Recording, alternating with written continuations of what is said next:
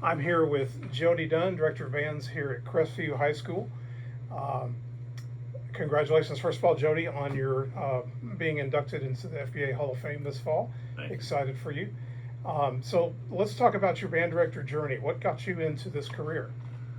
I would have to say all the way back to my early childhood, music was a part of the household. My mom was a singer. I also played saxophone. Actually, she played saxophone in the Crestview band. Lou Lindsay was her band director. Mhm. My dad was a singer. So I don't remember a time in my youth that music was not an important part of every day. I got a guitar when I was 11 and got the big note songbook, the Mel Bay big note songbook, and basically taught myself all the basic chords. And every time someone would come to visit, Mom would make us sing something, give little concerts. So music's always been in my family. My other siblings, cousins, aunts, uncles, it's just part of the fabric of our life, and I didn't know any different. But when it came time to go to that instrument selection event, I never even thought twice. I knew I was going to be in the band. My sister Kim was in the band. As I said, my mom was in the band. They both played saxophone, so I was never going to play saxophone. So I didn't know what I was going to play, but when I got to school at Richbourg Junior High School, our friend Joe Hooten was there, and I ended up playing trombone. Part of the reason I think that Mr. Hooten steered me, I think I set up well for trombone, but I don't know how he knew, but we couldn't afford an instrument, and he had a trombone that I could use. And I think that our stories are full of those kinds of things where we look back on people who helped us get started. And so he gave me a trombone to borrow, and I think it was a part of one trombone. The bell was one brand, and the slide was another brand. It was different colors, but that was my trombone that I started with, and that's started the love of band music. I didn't really know a whole lot about it, but I knew I liked it. It was fun. I had several friends in the band, and I made a lot of friends in the band. And back then it was junior high school, and I started in the 7th grade. By the time I got to the 8th grade, I was figuring out, hey, you know what, I can play this thing a little bit.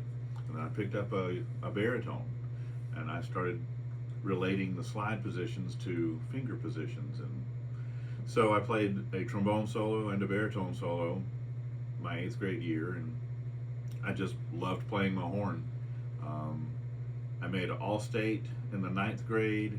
I was in the all-county band, and it just kind of snowballed from there. So I credit Joe Hooten for starting me in the band world, but I credit my family and just good fortune and blessings to be a part of a musical family, and that has kind of stayed with me.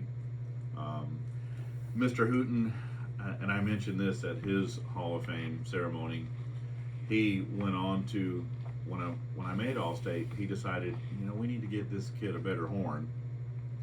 And Charlie Sills worked at Playground Music at the time, and he came to the band room with a trombone. And it was unlike anything I had ever seen. He opened it up, and it had this weird little thumb thing on it. And so he said, why don't you use this horn? And so that horn is still with me.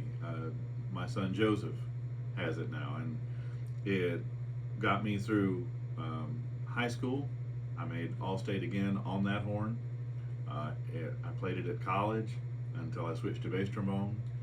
I gave it to Joseph when he came to his band years, and he played it at middle school and in high school and in college, and he still has it. I hope it's in his closet still. But you look back again, and there's Mr. Hooten being a hero, and knowing that we just couldn't afford it.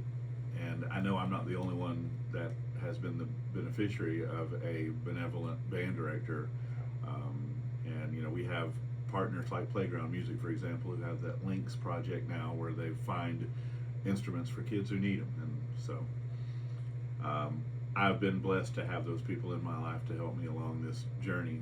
And I just love music, and I love playing it, and I love hearing it, and these past 35 years or so has been just an extension of that.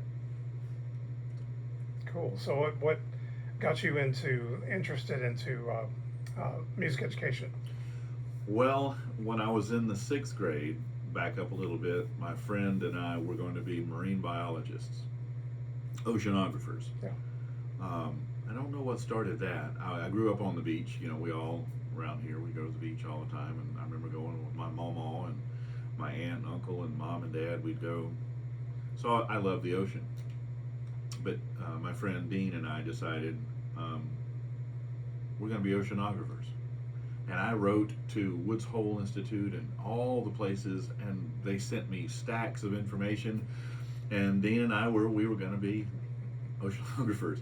Dean went on to be a pediatric surgeon. I did not. I found out that marine biology and oceanography, you have to, that's a lot of science and math and stuff. And I figured out quickly, that's not for me. And so I felt good in the band room. I felt at home, and I liked the feeling of playing and producing music. And the story that I tell, and at this point, I hope it's true, at least my memory of it is, it was that 8th grade year, and we were getting ready for, back then the junior high bands did marching band, full out. Went to marching contests and everything. And we were getting ready for marching band, and we were playing a piece called He's So Shy. And it had a really groovy trombone solo in it. And when it came time to play, we're all sitting there, and I just start playing the solo. I can remember it to this day. I could sing it for you. I won't. But I played it, nailed it, felt great about it, and Mr. Hooten said, that's a really good job. And I like that. So moments like that where the music transported me. And then fast forward through my high school days with Dave Cadle and Randy Folsom here at Crestview High School, they really fostered the music. And Shirley Cadle, she came and got me one day and made me sing, and she shook her finger in my face, said, "Why haven't you been singing?" And I'm like, "I don't know. I'll sing." So I joined the chorus. Tried to play basketball one year, and that was fun, but but I made All-State, either band or chorus, all 3 years, and just I loved the feeling, the idea, the whole world of music education, because I was given a great music education. So I credit Dave and Shirley and Randy Folsom for that. So all of those times of feeling great about music and being emotional because of music. And then this one last memory, I made the all-county band, sat first chair my senior year, and Tom Friskillo came over to be our conductor. I remember the program, Entry March of the Boyars, still one of my all-time favorites. And I had never gotten to play music like that. This is fantastic, And Tom Friskillo, the new director of Southern Miss back then, he programmed a piece called "Thus Do You Fare My Jesus." And the trombone part is basically a lot of whole notes. Yeah. But there's a section where it just swells, and it gets to a point where it's just, this emotional moment. And I'm playing during the concert, and I get so emotional playing, and I remember playing an F whole note, and I start crying, and I think, well, I can't do this. I got to play. So I recovered and played, but that moment I remember. And I kind of decided, based on all those moments that I just told you, that I want to be able, this is awesome. I want you to have this. I can't be the only one who feels this way. So I wanted this guy, and I wanted everybody to experience this. So I thought, well, if I'm going to do that, I need to teach people how to do that. So that's what led me to Music Ed. And that very day, Tom Friskillo came to talk to me. You know, he has remarkable ability to learn names and remember names. And so he came over and said, "Hey, Jody." And I'm like, "Dr. Friskillo." And this was on a break. "Where are you going to school?" I said, "I'm going to Florida State." That trombone I mentioned that Charlie Sills brought me, Yeah. that King 3B Plus, to this day has a Florida State sticker inside the case. I took that horn and auditioned for John Drew. I played Bluebells of Scotland because that was the solo that I had that year. I sang for one of the vocal teachers there, Old Judd something, because it would go low. And, you know. So anyway, I was going to Florida State. Delk. Yeah. Delk, something. Okay. Going to Florida State, a bunch of my aunts and uncles had been to Florida State. I was a Seminole fan, you know, I'd gone to their ball games, and I was ready to go. I didn't know how I was going to pay for it because I got some scholarships, and Dr. F asked me that. He said, "Well, are they paying for everything?" I said, "Well, I have a little scholarship for trombone and voice and some academic stuff," and that was before Gold Seal and all the things that Florida has now. Yeah. And he said, "Well, are they paying for everything?" And I said, "Well, not quite. I guess I'll have to get some student loans." And again, because my parents, as supportive as they could have possibly been, they didn't have the bank account. So I just assumed I didn't really know the answer to that question. Yeah. And he said, "Well, if you'll come to Southern Miss, I'll pay for everything." And I said, "Where's Southern Miss?" So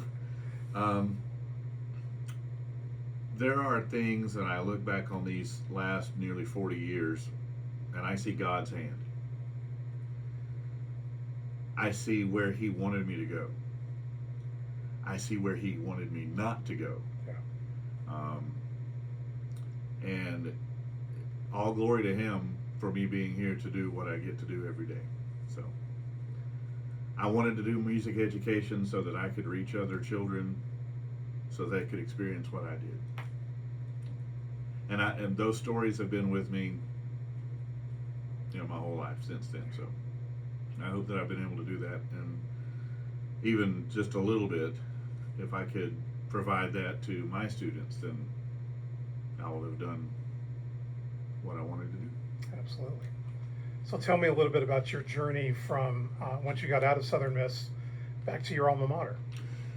And when was that even on your radar? Yes.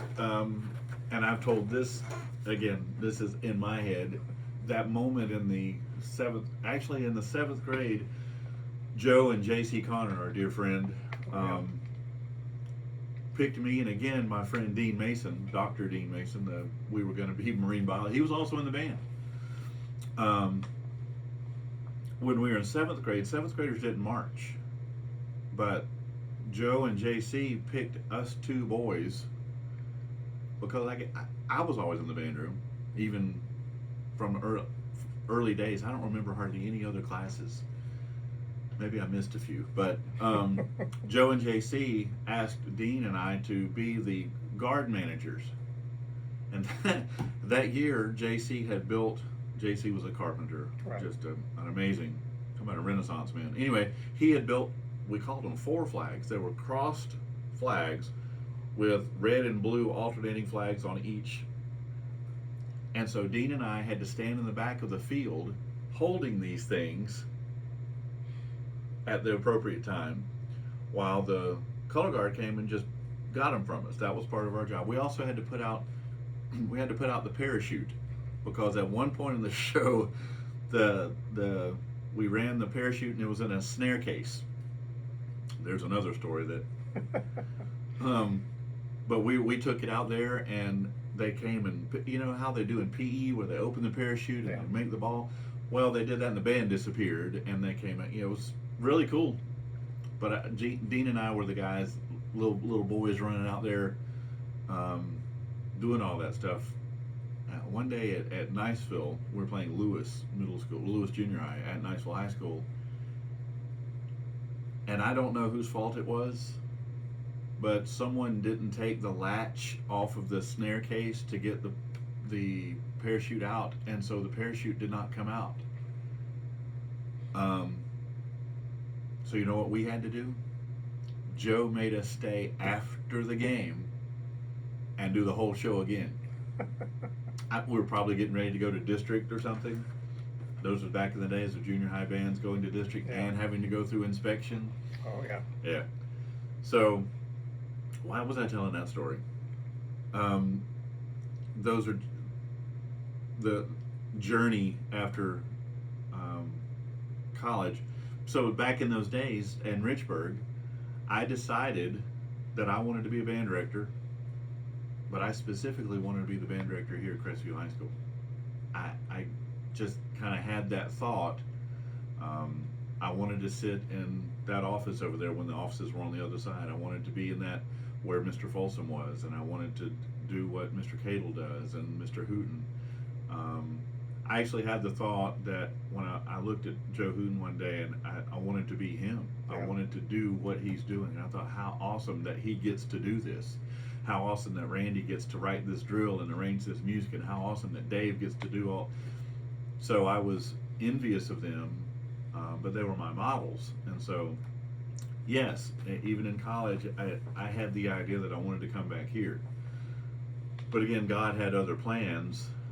And so when I graduated Southern Miss, and I could not have asked for a better experience there. You know, I hate that I didn't get to study with Jim Croft and Bentley Shellahammer and John Drew. Thankfully, I've been able to know Bentley and call him a friend and colleague. But I told him one time that I'm sorry that I didn't get to study with him. I'm sorry I didn't get to study with Bobby Adams, but I've read his book, and I talked to him, and so there are teachers who have been my teacher that didn't know they were my teacher, you know.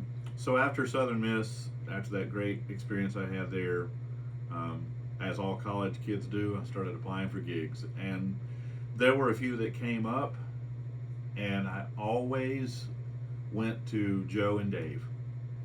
Hey, what do you think about this job? I stopped at Joe's house a couple of times, would have dinner. He might be downstairs writing drill with Roy Lancaster, and I'd go watch that for a while. And a couple of those jobs came up, and both of them separately said, I don't know. And so a little bit of doubt in their voices was, I believe, God's voice saying, let's go this way instead. Yeah. So that first year after I graduated, I didn't find a job. So I had one of the best times of my life working at Walmart. I sold fishing licenses, I changed batteries, and I didn't have to make any decisions. It was great.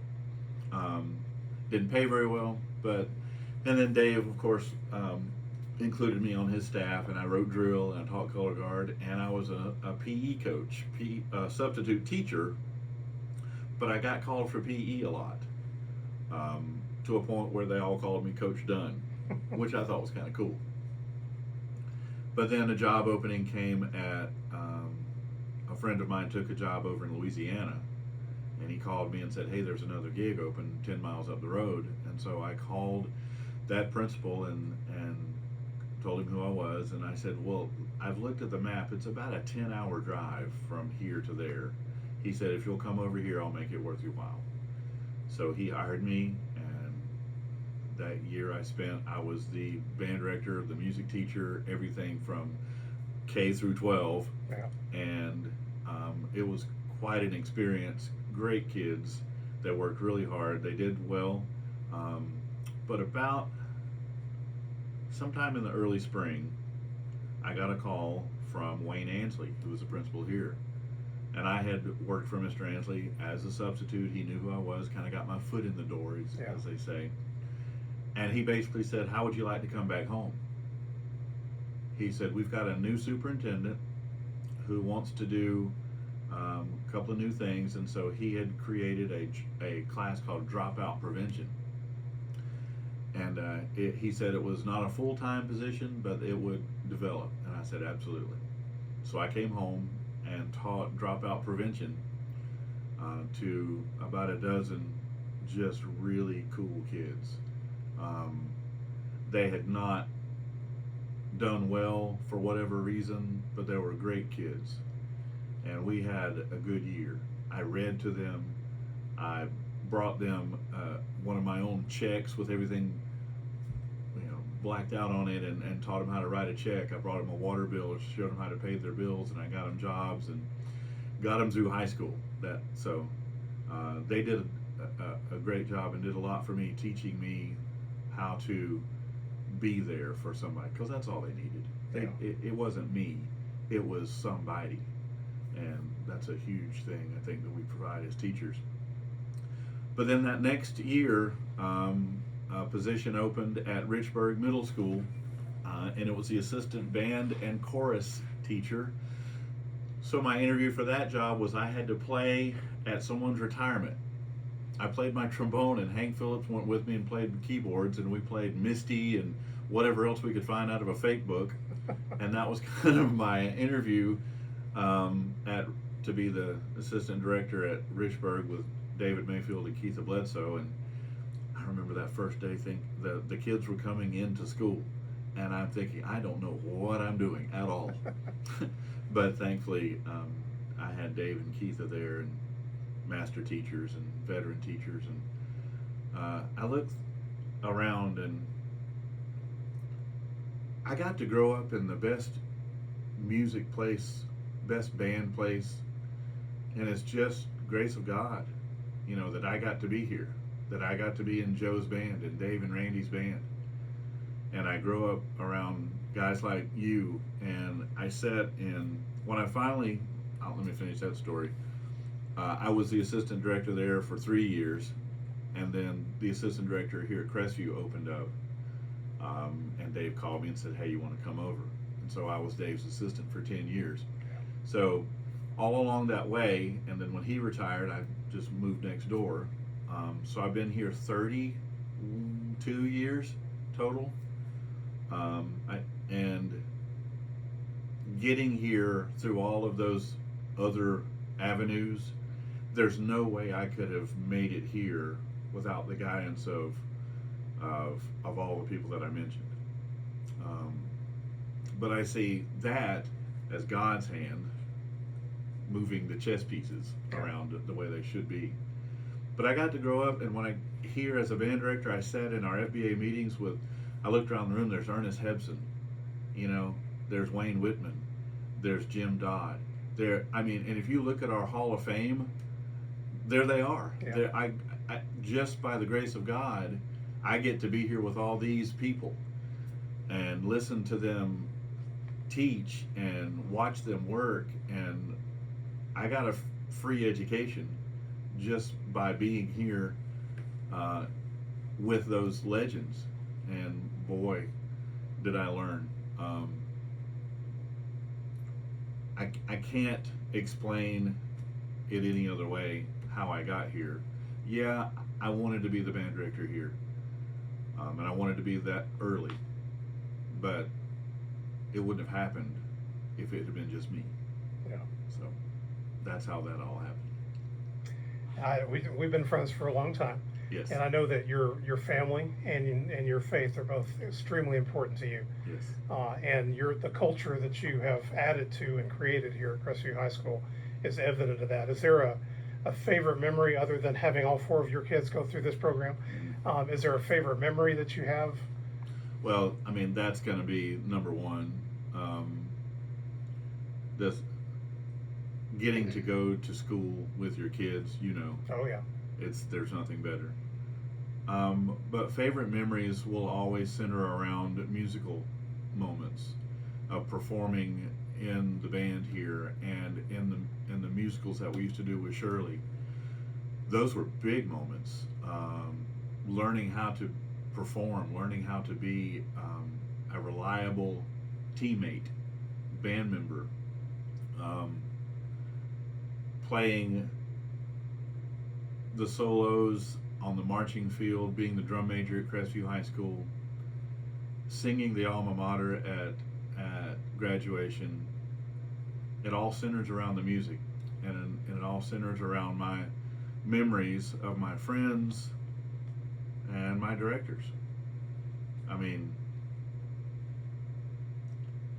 having your kids in the band, though, that's I was just cleaning up a little bit yesterday, straightening up from one year to the next, and I pulled out my folder, my conductor's folder, which has programs in it from years past, and there's a note in it from my daughter, Olivia, and she slid that in my folder on her last state MPA. And I sat here and I read it, and it just knocked me out again. And that brought back all kinds of really cool memories of that. So it's always going to be about musical moments and all these wonderful children. I have a drawer, as you do, have a drawer full of notes from my kids from over the years, and all around the room there are signatures and notes, and you know, it's they're the reason. The kids, I mean, without them, we're just funny looking people waving our arms, you know. And that's been my focus. It really is important to me that each kid that I get to teach, I do my best to give them the very best experience they can possibly have. And it's different for all of them. It doesn't matter if it's 30 or 300. Each one of them is just one. Yeah. And they are deserving of the best. So all of my memories are going to be about all those kids and the music and, of course, my kids. Yeah. Yeah. Yeah, one of the things that has always impressed me about the culture that you've built here is the relationship that you've built with your kids. It's not just about the music, it's about those kids. And one of the things that I love about this district of Okaloosa County is that you guys have the mentorship thing down, that you communicate with each other. It's not a competition. I'll never forget the newspaper article thing that came out a couple years ago that said, pick the best band, and they've hit every county in Florida. But the way you guys responded to it was just peak. It was perfect. This is not a competition between us. So tell me about how that mentorship, you've already touched on a little bit, but how the different directors in the district mentored you as a director, and how have you done the same thing? So it was clear to me early on, sitting and listening to the people that I mentioned earlier, that the reason we do this is, number one, the kids. They supported that philosophy in my mind, but then it's about the music. It is about the best music. It is about the high quality. There is good music, there's bad music, just like there are good movies and bad movies, and good art and bad art and everything else. And it's our job to provide the best music that these kids can play. And there's good, Ernest Hepson said this in his legacy video, there's good music at all levels. So you have to find it. I had a kid talking about how do we mentor. There's a kid who's now in Alabama, not a kid anymore, but he calls me every year asking about literature. I have so many of those directors that will text me or call me, help me pick out this music, and you've done that, and I've done that. Eddie does it all the time. That's how we do that. Yeah. It is, you know, we've got music lists that we can look at, but that mentorship is more personal than that. So this kid from Alabama, I can't find my music. I just don't know. I'm having such a hard time. And I said, good. This should be the hardest thing you do all year long. You should lose sleep over this, man. We're supposed to struggle finding the best music. So that was made clear to me. It raised my standards of music that I would dare put in front of my kids. There's a lot of music that I would not put in front of my kids that's out there these days. So I'm kind of standing firmly against some of that stuff, and I know that there are different levels for different events, and but I still think, left to their own device, we will all choose the easy. We will all choose the path of least resistance. And I get directors sometimes ask me, I need an easy piece of music. I need an easy grade 4 or an easy grade. I'm like, well, stop. What will make my band make a 1 at what? At nothing. At you, them, teaching, practice. But I heard that a lot growing up in this district, in this county, and it was never us versus them. I have a problem with that philosophy, and I've never been that competitive person. We'll go to contests, and we've got plenty of trophies. We're not averse to it, but it's definitely not something we concentrate on or focus on.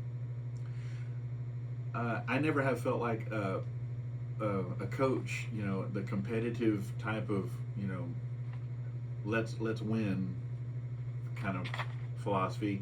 I think that's great in sports, go USA soccer, go, Knicks that finally won, but those are quantitative efforts. You put the ball in the basket, you get 2 or 3 points or 1, and you can measure that. It's hard to measure competitively with a number. Well, that band sounded good. That gets a 78. That band sounded better. That gets a 81. And I don't know where those numbers are coming from. Yeah. But ultimately, my philosophy centered around kids is and talking about not being competitive in this county with each other. I want every band kid to win. And so somewhere in the back of my mind, I've always thought, if I want my kids to win, that means I want your kids to lose. And I don't like that. For playing football or whatever, yeah, we're going to win, But band is more than that. Music is, I think, more universal than that. And it's not easily quantifiable. There's no real, put the football across the line. Okay. There are standards you can achieve, and that's what we look for.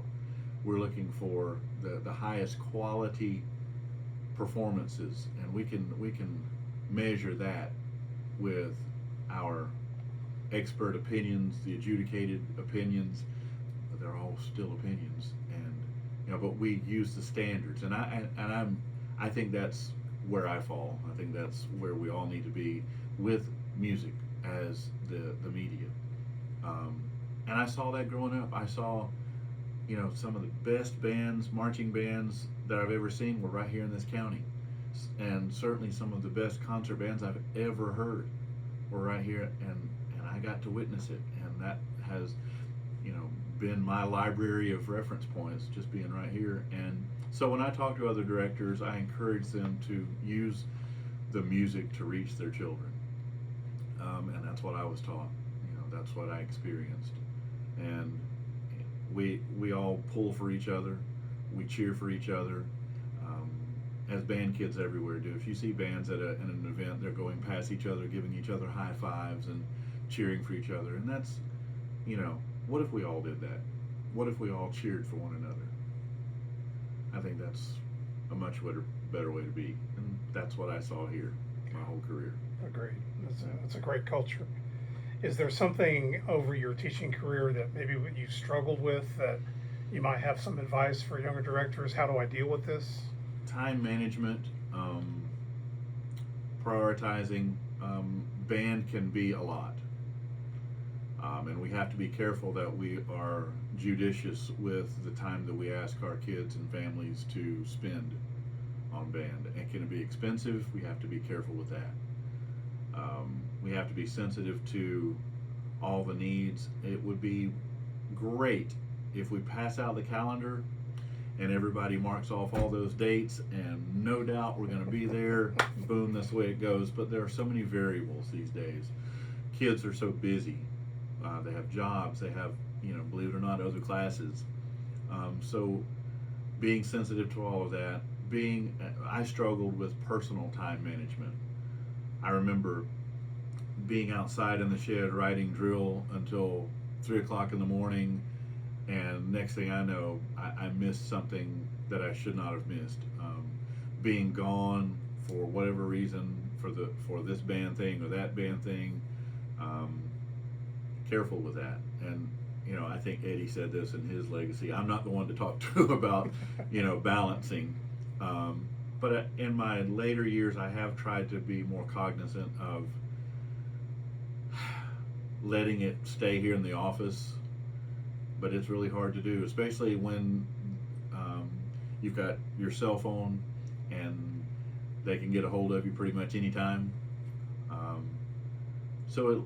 I would advise young teachers to at least be aware of the pitfalls of, yes, it's a lifestyle, it's more than a job, it's a career, it's not just a gig, but your faith and your family still have to come first.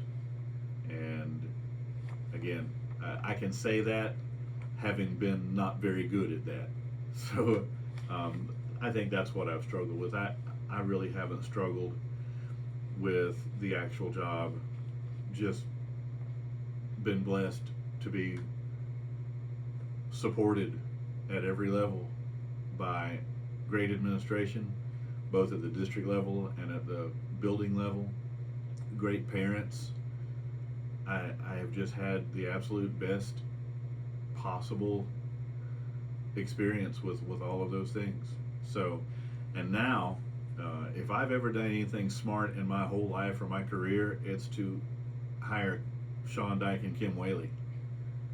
Man, and you know, Sean and I did it for a few years before Kim got here, and I had other assistants through the years, and we did it with just the two of us. And now that Kim's here, she's been here for 6 years now, I don't have any idea how we did it without her. So I will take credit for being smart enough to hire those two people, and watching them grow and watching Sean develop as an absolutely phenomenal conductor and teacher. And of course, Kim was a master teacher when she came over. Right. And she has taken, I hired her to do our Chamber Winds program, which I started several years ago and just never could get it like I wanted it because it was just too much. And now we've got 2 huge Chamber Winds classes, and they are just killing it. I love that part of our program. And most of my wind ensemble is in a Chamber Winds class. So some of my kids are playing their instruments 2 and 3 hours a day. Yeah. I mean, and I put music in front of them, and they don't blink because they get so much music in Chamber Winds. And it's cool because now they're bringing us music. They're finding stuff and saying, hey, can we play this one? And Kim comes across to my office, and she has her hand out for the credit card, and I'm like, psh. So now we have a world-class Chamber Winds library.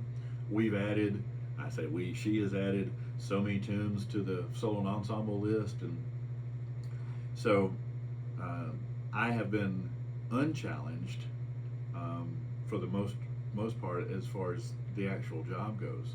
The challenges have been balancing and prioritizing. And then as my kids are now older and out of the house, it's a little easier. So I would just encourage young teachers to make sure that there's always an awareness, not only of your own time balance, but the balance that you ask of your students and their families. Yeah, I think that's incredibly important these days. Yes. Can you talk a little bit more about cultivating the relationships with your administration? I know you guys have a very unique situation from the county level. The relationship that you have with your superintendent and even the band parents here at Crestview have always been phenomenal. What do you do as the director to kind of cultivate those relationships? Find an opportunity to be relevant. Look for little things. Be in your community when you can be. One of the advantages of our chamber program is that they're portable. And if the Chamber of Commerce needs a group to come play at their breakfast, we can go. Same thing with jazz bands. Have the ability to go and do, and be willing to go and do. This job, you're going to have to ask for withdrawals, where you're going to need, hey, I need this, I need money for instruments, I need buses, so you need to deposit into that account as often as possible. And if the superintendent needs the drum line to come play at something, yes sir, we'll be there. be available and be willing. Even if it's not, you know, you go, then you go, let's go. Find opportunities to be relevant in your school and in your community. Play at the pep rallies, put a smile on your face and a song in your heart. You know, understand the importance of marching band is that Friday night. That's why we do marching band Friday nights, parades. It's our most visible part of our year, and that's when people get to see us, and that's when little kids' eyes light up, like mine did when I saw the Big Red Machine take the field. When I saw that drum major come across the field, that was the most awesome thing I'd ever seen. And I sat there as a little kid going, I want to do that. And I got to do that. Funny story, we're doing drum major tryouts. Man, this was, I don't know, 25 years ago, I guess. And we're doing the classic, why do you want to be drum major question. And this young man who had done very well in the auditions, he said, well, when I was a kid, I went to a ball game at Crestview High School and I saw the Big Red Machine, and I looked at that drum major and I thought, this is this kid talking, man, I want to do that. And I said, that's the same story I share. And I said, well, what year was that? He said it must have been about the fall of 1985. He was looking at me. Oh, be darn. He was looking at me just like I had looked at that other drum major. So anyway, the culture here, the relationship with our principals and superintendent, that was set in stone before I got here. Bands have always been important in Okaloosa County, and we can trace that back to Ernest Hebson talking to Max Bruner Jr. about how do we have those bands here? Well, here's what you do. Yeah. So we encourage that type of community involvement. Band, it's important here at Crestview High School. It's important to Crestview. And so when Crestview needs us, we're going to be there. So I encourage, do that. Find a way to plug in and be relevant in your environment. Be willing to do that. Great. So you've been doing this 32 years? So total, my first gig, so this is 35, 36 years. Okay. 32 here at Crestview High School, yeah. Okay, gotcha. So what have you done? You've kind of hinted at this off and on during the course of the interview, but what have you done to keep your edge and still want to get up in the morning and do this? I listen to a lot of music, and I try to broaden my horizons. I go to Midwest, I go to FBA, and I like to study scores. I like to listen to stuff, and I like to listen to other people talk about music. And out of all the many, many pieces that I've gotten to do with my band, there are thousands upon thousands that I haven't gotten to yet and won't get to. Lincoln Sherposy sat on my desk right here for 12 years. And I looked at it and I went, no, can't do that. I looked at it and no, I'm not ready. No, they were ready. I wasn't. It took me that long of intermittently studying that score, and then the year that I finally decided to do it, I just dove in and read as much as I could, listened to as many recordings. I ended up really loving a recording that Bob Reynolds had done, and I got to see him before he passed away a couple of years ago in Midwest, and I thanked him. He didn't know me from anything, but he was one of the ones that I decided, no, I'm not going to let him get. I saw him standing in the convention center by himself, and I walked by him and thought, no. So I turned right around and I went and I introduced myself and I thanked him for being my teacher without knowing he was being my teacher. So I keep my edge or my interest, I think, just by making sure that I'm still learning. And I hadn't figured it out yet. I don't, there are so many things I don't know. I'm still listening to the Hindemith Symphony. I love that first movement. I'm just still working on it, And as long as there's something out there that I can still learn about and listen to and work on, and as long as music still makes me cry, which it does, as long as I still have that hope that I can, and this has happened several times in my career, I look out in in my ensemble, and we just played something, whatever, and the kids, and I'm, see, I told you, I got you. Yeah. And so they're going to take that, and so that's what keeps me going, is that hope that I can provide that still, and then they'll go chase it, because literally that's been what I've been chasing this, and I chase a sound. I mentioned singing a lot. I chase this vocal quality, and it's different, for each one of us. We've got to decide what that sound needs to be, but I want that transparent vocal quality, and whenever you hit that and it kind of rings in the room, and sometimes it doesn't happen on stage, but honestly, we spend 98% of our time in the band room and maybe 2% on stage. So if we're waiting for it to happen on stage, we're missing 98% of the opportunities. Yeah. So it should happen in there, and it has. And so I chase that, and that's what I'm interested in finding those moments. So I guess that chase keeps me after it. Yeah. And I'll know when it's time for me to kind of put the baton away, but it's not yet. I still feel like I want to do a little more chasing. Yeah. So that keeps me going. But stay curious, read a lot. I just read Dr. David Gregory's book. It's fantastic. Yes. And there's so many books out there, so many things to read, so many scores to study. And you know what? Study music that you don't like. Study music that you don't know.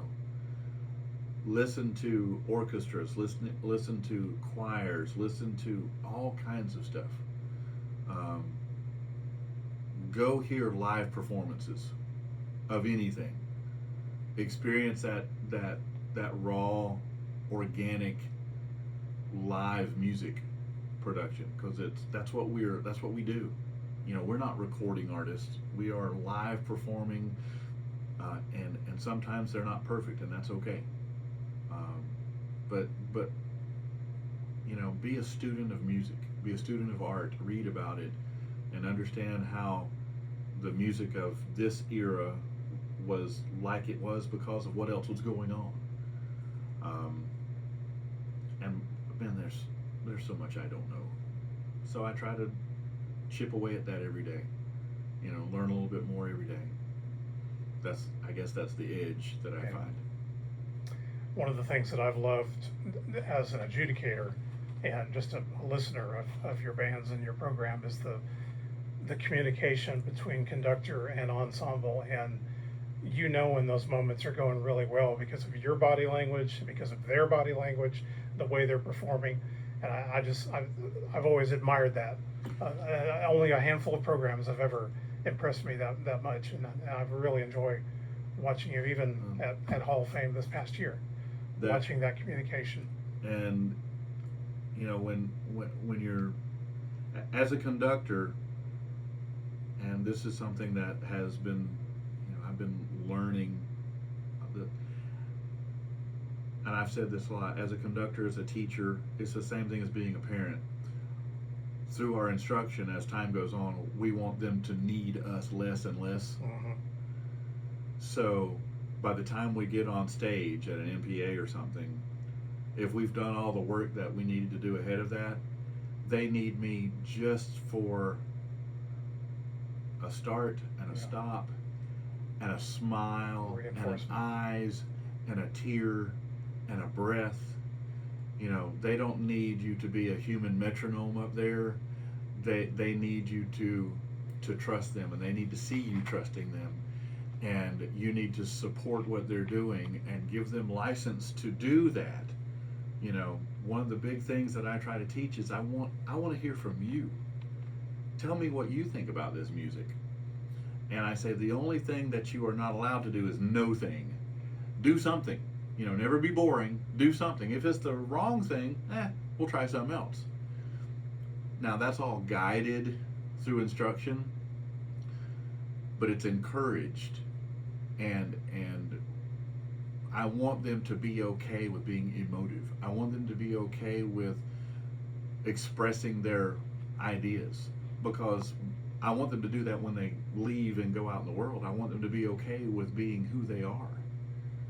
And so we use the music. And so in those moments where it's like that on stage, and what you might not see is when those moments are happening, is when it's over, I sometimes have to go off stage and recover. We played at State a couple of years ago. We played the Ron Nelson Passagalia homage on Bach, and I'd always wanted to do that piece. It's one of those pieces that I studied. It's got 12 clarinet parts, man. It's like, so I had to have, you know, that and Lincolnshire and the third movement of the Barnes Third Symphony, things like that. You've got to have all the right squirrels up all the right trees, you know. Well, we played that at State, and they just, I mean, it was one of those overwhelming moments. And that was the second piece in our program. And it was a very gracious crowd there, and they stood up, and I had to go off on stage, and there were some Florida State students back there, and I didn't know they were back there. They were the workers. Excuse me. And I'm back there. I got my handkerchief, and I'm crying, I'm sweating, and I'm crying, I'm sweating, I'm having a hard time breathing, kind of like now.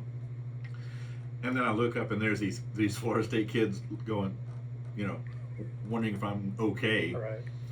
And I saw them afterwards, and they thanked me for that.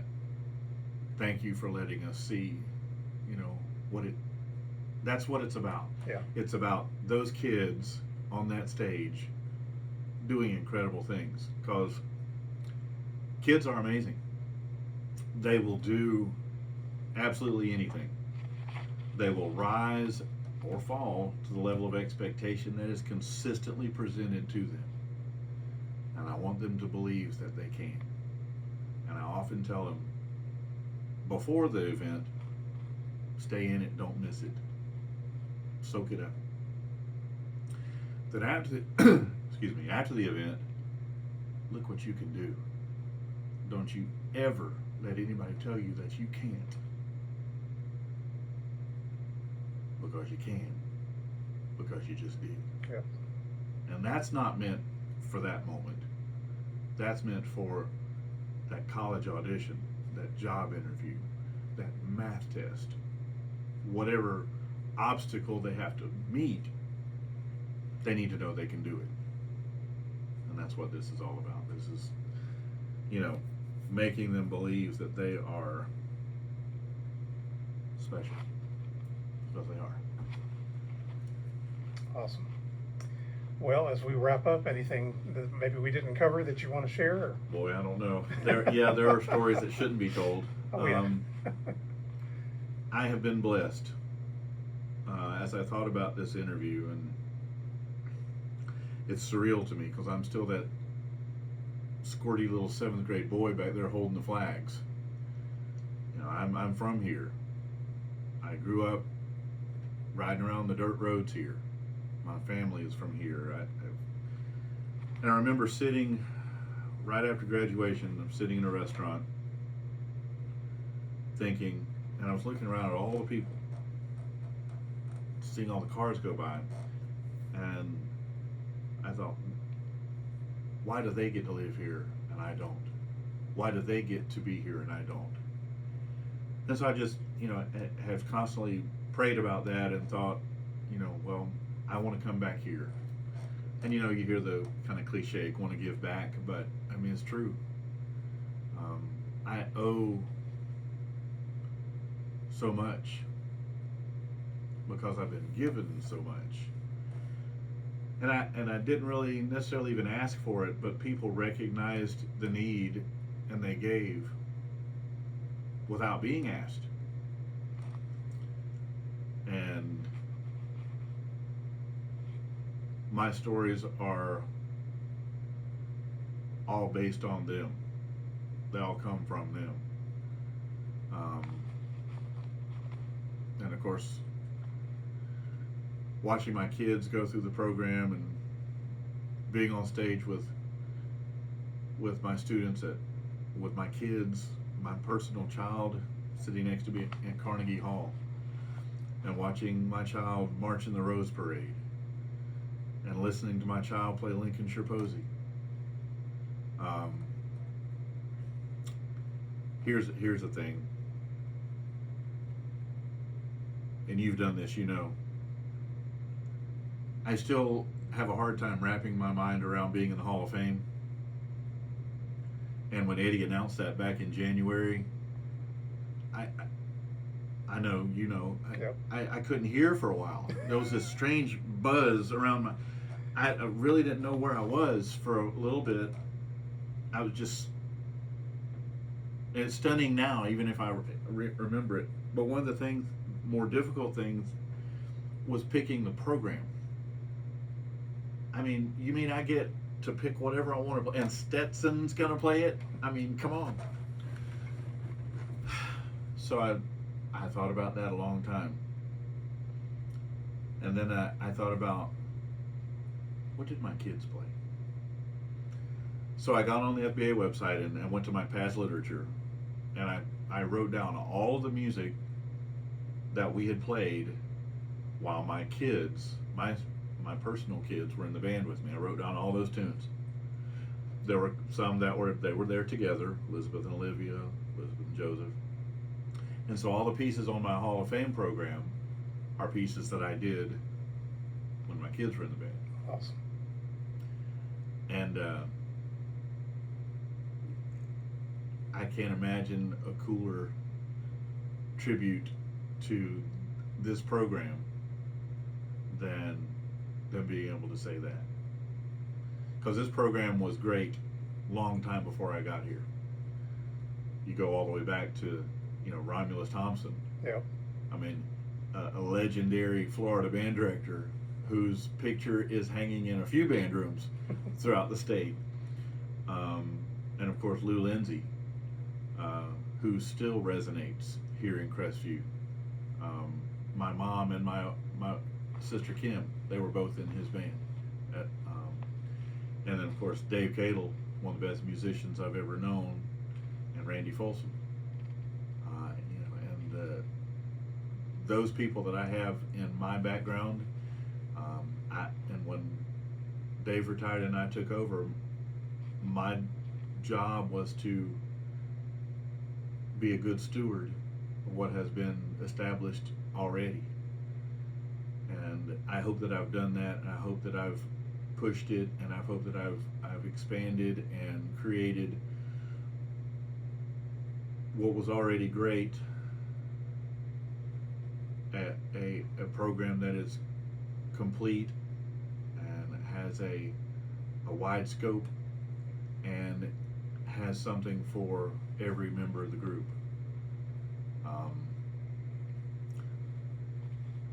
So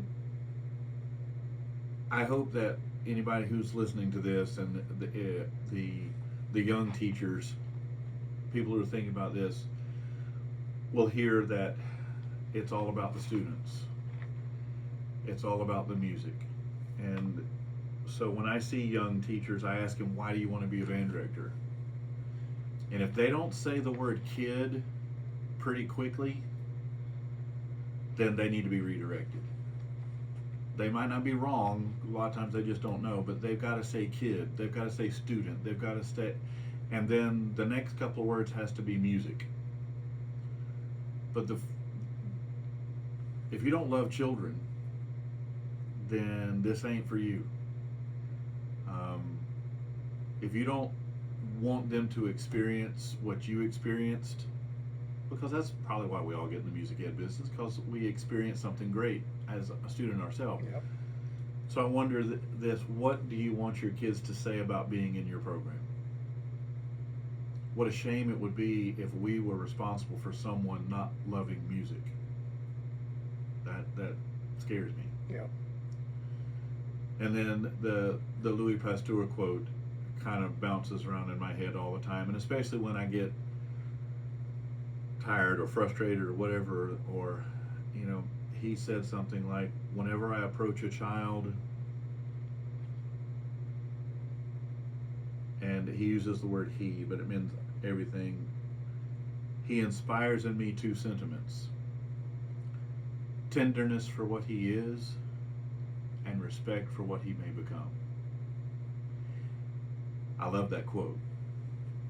And if we can all use tenderness and respect as our kind of guideposts in our philosophy, then I think we'll be all right. And I hope that I do that. And I'm thankful that I get to do what I do, where I get to do it, with whom I get to do it. Awesome. Well, appreciate your time. This is truly just a snapshot into your legacy as a music educator at this school. I know we didn't even talk about your service to FBA, but you've done a lot of behind the scenes things. You've always said yes when you were asked to do something by FBA leadership. So, well, it goes back to my story is a blessing, and FBA is part of that blessing. Absolutely. FBA has taught me how to be a band director. They've provided the guideposts. They've provided the information, the help, the mentorship, the camaraderie. I can't say enough good things about FBA and what it has given to me. And so, if I have given even a little bit back, it's not enough. And I'm happy to do anything that I can do for FBA, because FBA is us. FBA, it's not they. It's not some body politic sitting somewhere. It's us. We are FBA band directors, and that's my favorite part of it. So if I can help the people who have helped me, then I hope I can. So thank you to FBA for this opportunity. It's been again surreal, but I have enjoyed it, and I appreciate you being here, Richard. Absolutely. It's been my honor. Thank you. And once again, congratulations on your induction into the FBA Hall of Fame. It's an honor to join folks like you in that amazing company. So thank you. Absolutely. Well, thank you, Jody. Thanks, Richard.